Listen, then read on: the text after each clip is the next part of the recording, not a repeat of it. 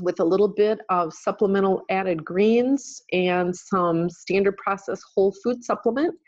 And then we could live to be almost 20 years of age successfully on all fresh food and not a prescription diet. So it's amazing. These are not isolated cases.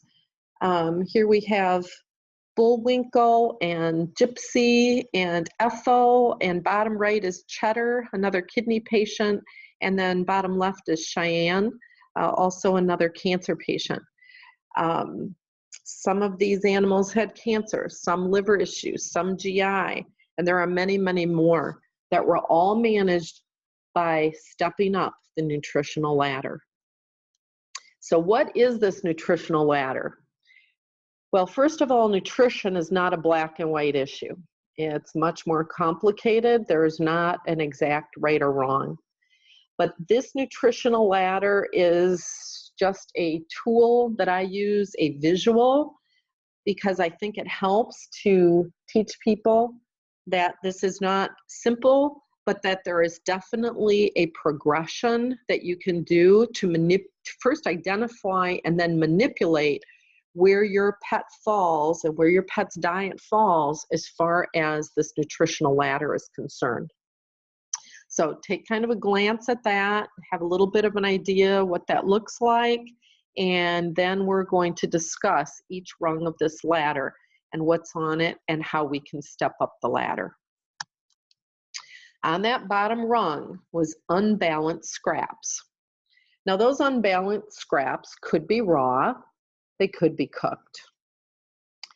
One of the main problems with unbalanced scraps being fed is a deficiency of calcium, raw bone, for example, or even a calcium supplement being added to the food.